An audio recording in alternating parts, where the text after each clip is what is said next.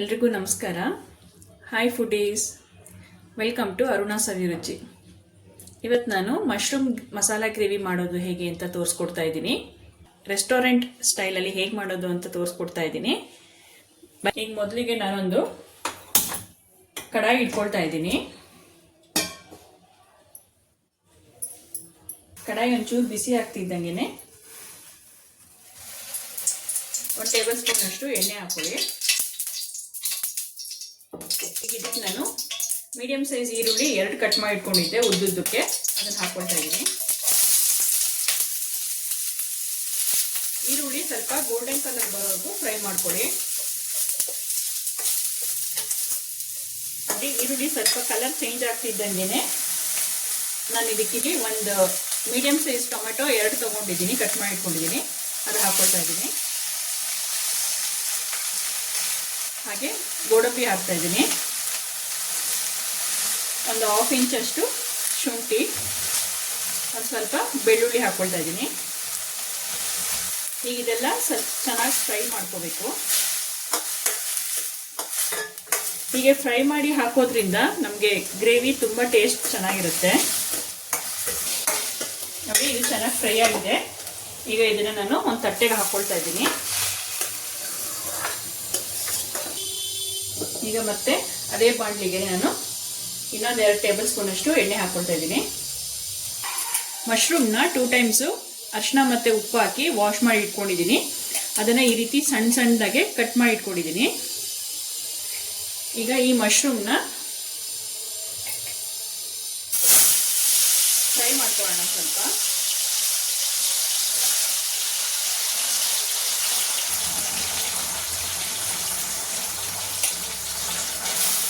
ಮಶ್ರೂಮ್ನ ನಾವು ಆಯಿಲಲ್ಲಿ ಫ್ರೈ ಮಾಡಿ ಇಟ್ಕೊಳ್ಳೋದ್ರಿಂದ ಟೇಸ್ಟ್ ತುಂಬ ಚೆನ್ನಾಗಿ ಆಗುತ್ತೆ.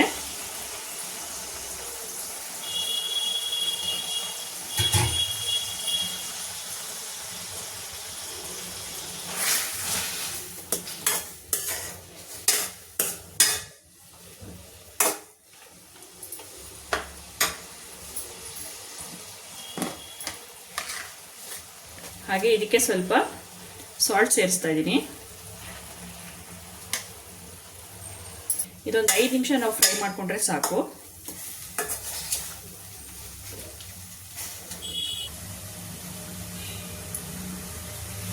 ನಾನಿಲ್ಲಿ ಅಷ್ಟರಲ್ಲಿ ಇದು ತಣ್ಣಗಾಗ್ಬಿಟ್ಟಿದ್ದೀನಿ. ಈರುಳ್ಳಿ ಮತ್ತು ಟೊಮೆಟೊ ಎಲ್ಲ ಹುರ್ಕೊಂಡಿದ್ವಲ್ಲ, ಅಷ್ಟು ಕಂಪ್ಲೀಟಾಗಿ ತಣ್ಣಗಾದ್ಮೇಲೆ ನಾವು ಅದನ್ನು ಗ್ರೈಂಡ್ ಮಾಡ್ಕೋಬೇಕಾಗತ್ತೆ. ಈಗ ಇದು ನಾನು ಫ್ಲೇಮ್ ಆಫ್ ಮಾಡಿಕೊಂಡು ಇದನ್ನೊಂದು ಸಪ್ರೇಟ್ ಬೌಲ್ಗೆ ತೆಗೆದಿಟ್ಕೊಳ್ತಾ ಇದ್ದೀನಿ. ನೋಡಿ, ನಾನಿಲ್ಲಿ ಹುರಿದಿಟ್ಕೊಂಡಿದ್ನಲ್ಲ ಅದನ್ನು ಮಿಕ್ಸಿ ಜಾರ್ಗೆ ಹಾಕ್ಕೊಂಡಿದ್ದೀನಿ. ಇದಕ್ಕೆ ನೀರೇನು ಹಾಕೋದು ಬೇಡ, ಹಾಗೆ ನುಣ್ಣಕ್ಕೆ ಗ್ರೈಂಡ್ ಮಾಡ್ಕೋಬೇಕು. ಈಗ ಇದಕ್ಕೇ ನಾನು ಸ್ವಲ್ಪ 1 ಹಿಡಿಯಷ್ಟು ಕೊತ್ತಂಬರಿ ಸೊಪ್ಪು ಸೇರಿಸ್ತಾ ಇದ್ದೀನಿ. ಈಗ ಇದನ್ನು ನುಣ್ಣಕ್ಕೆ ಗ್ರೈಂಡ್ ಮಾಡ್ಕೊಳ್ಳೋಣ. ನೋಡಿ, ಈ ರೀತಿ ನುಣ್ಣಕ್ಕೆ ಪೇಸ್ಟ್ ಮಾಡಿ ತೊಗೊಂಡಿದ್ದೀನಿ. ಈಗ ಮತ್ತೆ ಅದೇ ಬಾಣಲಿಗೆ ನಾನು ಇನ್ನೊಂದು 2 ಟೇಬಲ್ ಸ್ಪೂನ್ ಅಷ್ಟು ಎಣ್ಣೆ ಹಾಕ್ಕೊಳ್ತಾ ಇದ್ದೀನಿ. ಈಗ ಇದಕ್ಕೆ ನಾನು ಒಂದು 1/2 ಇಂಚು ಚಕ್ಕೆ ಮತ್ತು 3 ಲವಂಗ ಹಾಕ್ಕೊಳ್ತಾ ಇದ್ದೀನಿ. ಹಾಗೆ ಒಂದು ಪಲಾವ್ ಎಲೆ,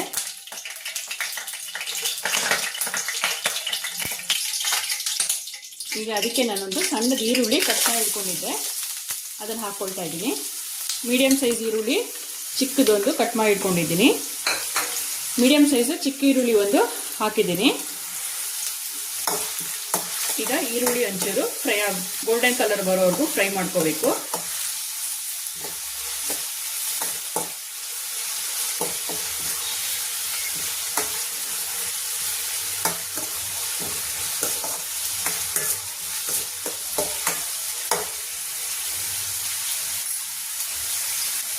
ಹಾಗೆ ಇದಕ್ಕೆ 1-2 ಹಸಿಮೆಣಸು ಕೂಡ ಹಾಕಿದ್ದೀನಿ.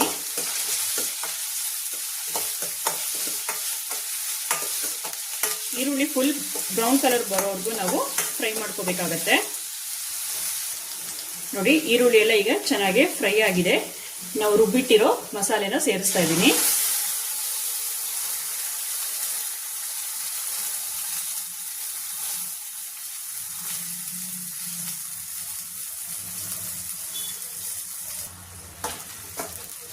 ಈಗ ಈ ಮಸಾಲೆದು ಹಸಿ ವಾಸನೆ ಹೋಗೋವರೆಗೂ ನಾವು ಚೆನ್ನಾಗಿ ಫ್ರೈ ಮಾಡ್ಕೋಬೇಕಾಗುತ್ತೆ. ಇದೊಂದು 10 ನಿಮಿಷ ಆದರೂ ನಾವು ಫ್ರೈ ಮಾಡ್ಕೋಬೇಕು. ಆಯಿಲ್ ಸಪ್ರೇಟ್ ಆಗುತ್ತೆ, ಅಲ್ಲಿವರೆಗೂ ಮಸಾಲೆಯಿಂದ ಆಯಿಲ್ ಸಪ್ರೇಟ್ ಆಗೋವರೆಗೂ ನಾವು ಫ್ರೈ ಮಾಡ್ಕೋಬೇಕು. ನೋಡಿ, ಮಸಾಲೆ ಕುದಿಯೋವಾಗಲೇ ನಾವು ಇದಕ್ಕೆ ಸ್ವಲ್ಪ ಚಿಲ್ಲಿ ಪೌಡ್ರು ನೀವು ಖಾರಕ್ಕೆ ನೋಡ್ಕೊಂಡು ಹಾಕೊಳ್ಳಿ. ನಾನಿಲ್ಲಿ 1.5 ಸ್ಪೂನ್ ಹಾಕ್ತಾ ಇದ್ದೀನಿ. ಹಾಗೆ ಧನಿಯಾ ಪುಡಿ 1 ಸ್ಪೂನ್ ಹಾಕೊಳ್ತಾ ಇದ್ದೀನಿ.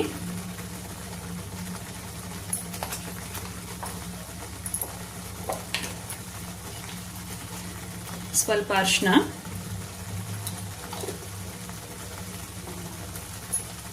ಹಾಗೆ ಸ್ವಲ್ಪ ಉಪ್ಪು ಹಾಕೊಳ್ತಾ ಇದ್ದೀನಿ.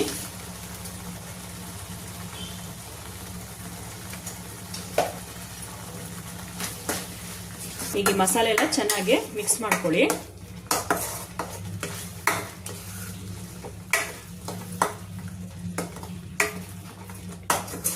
ಇದು ಮಸಾಲೆಯಿಂದ ಆಯಿಲ್ ಸಪ್ರೇಟ್ ಆಗೋವರೆಗೂ ನಾವು ಚೆನ್ನಾಗಿ ಫ್ರೈ ಮಾಡ್ಕೋಬೇಕು.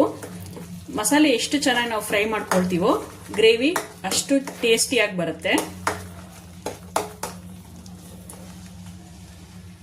ಬೇಕಿದ್ರೆ ಲಿಡ್ ಕ್ಲೋಸ್ ಮಾಡಿ ನೀವು ಒಂದು 5 ಮಿನಿಟ್ಸ್ ಈಗೇನು ಮೀಡಿಯಂ ಫ್ಲೇಮಲ್ಲಿ ಕುದಿಸ್ಕೋಬಹುದು.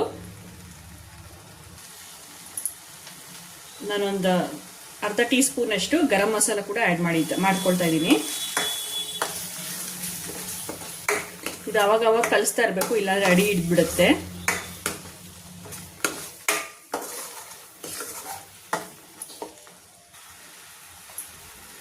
ಈಗ ಇದಕ್ಕೆ ನಾನು ಜಾರ್ ತೊಳೆದಿರೋ ನೀರು ಕೂಡ ಸೇರಿಸ್ತಾ ಇದ್ದೀನಿ.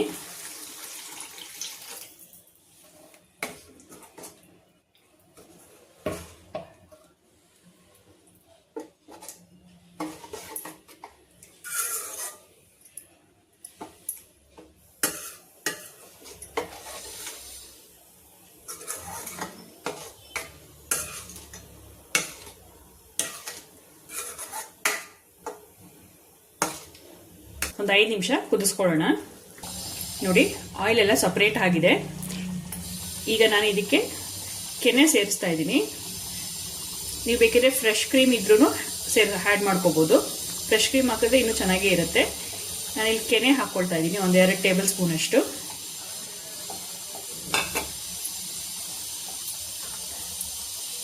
ಕೆನೆ ಹಾಕಿದ್ಮೇಲೆ ಕ್ಲೀನಾಗೆ ಮಿಕ್ಸ್ ಮಾಡ್ಕೊಳ್ಳಿ.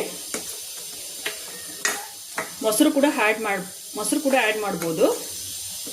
ನಾನಿಲ್ಲಿ ಕೆನೆ ಹಾಕಿರೋದ್ರಿಂದ ಮೊಸರು ಹಾಕ್ತಾ ಇಲ್ಲ. ಇದು ಕೆನೆ ಮತ್ತು ಫ್ರೆಶ್ ಕ್ರೀಮ್ ಹಾಕೋದ್ರಿಂದ ಟೇಸ್ಟ್ ತುಂಬ ಚೆನ್ನಾಗಿರುತ್ತೆ ಅಂತ ಹಾಕೋದು.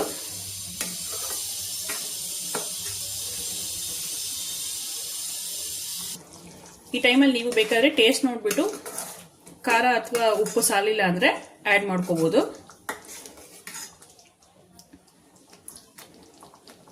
ಈಗ ಇದು ಚೆನ್ನಾಗಿ ಕುದ್ದಿದೆ.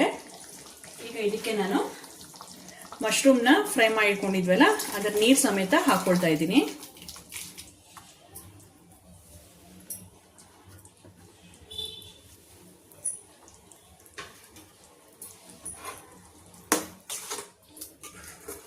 ನಾನಿಲ್ಲಿ ಮಶ್ರೂಮ್ನ ಸಣ್ಣದಾಗಿ ಕಟ್ ಮಾಡ್ಕೊಂಡಿದ್ದೀನಿ. ನೀವು ಬೇಕಿದ್ರೆ ಇನ್ನೊಂಚೂರು ದೊಡ್ಡದಾಗೂ ಹಾಕೋಬಹುದು.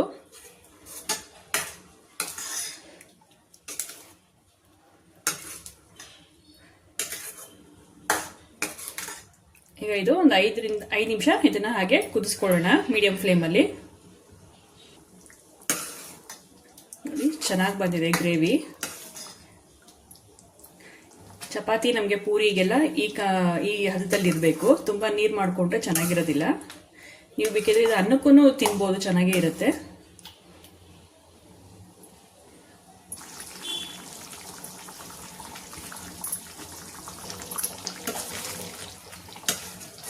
ಇಷ್ಟೇ ಇದು ಮಾಡೋದು. ಈಗ ಲಾಸ್ಟಿಗೆ ಸ್ವಲ್ಪ ಕಸೂರಿ ಮೇಥಿ ಹಾಕ್ಕೊಳ್ತಾ ಇದ್ದೀನಿ ನಾನು. ಹಾಗೆ ಸ್ವಲ್ಪ ಕೊತ್ತಂಬರಿ ಸೊಪ್ಪು.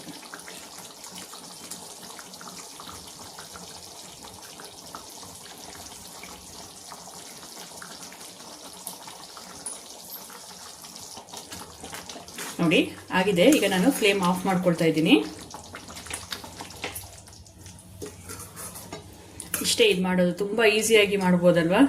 ನೋಡಿ ಎಷ್ಟು ಚೆನ್ನಾಗಿ ಬಂದಿದೆ ಅಂತ. ಗ್ರೇವಿ ಥಿಕ್ನೆಸ್ಸು, ಟೇಸ್ಟು ಎಲ್ಲ ತುಂಬ ಚೆನ್ನಾಗಿದೆ. ಎಲ್ಲರೂ ಒಂದ್ಸರಿ ಟ್ರೈ ಮಾಡಿ. ಚಪಾತಿ, ನಾನು, ಪುಲ್ಕ, ಪೂರಿ, ದೋಸೆ ಎಲ್ಲದಕ್ಕೂ ಬೆಸ್ಟ್ ಕಾಂಬಿನೇಷನು. ಟೇಸ್ಟ್ ಮಾತ್ರ ಸೂಪರ್ ಆಗಿದೆ. ಎಲ್ಲರೂ ಒಂದ್ಸರಿ ಟ್ರೈ ಮಾಡಿ ಹೇಗೆ ಬಂತು ಅಂತ ನನಗೆ ಕಮೆಂಟ್ ಮೂಲಕ ತಿಳಿಸಿ. ಇನ್ನು ಯಾರ್ಯಾರು ನನ್ನ ಚಾನಲ್ ಸಬ್ಸ್ಕ್ರೈಬ್ ಮಾಡಿಲ್ವೋ ದಯವಿಟ್ಟು ಸಬ್ಸ್ಕ್ರೈಬ್ ಮಾಡ್ಕೊಳ್ಳಿ. ಅಲ್ಲೇ ಇರೋ ಬೆಲ್ ಐಕಾನನ್ನು ಕ್ಲಿಕ್ ಮಾಡಿ.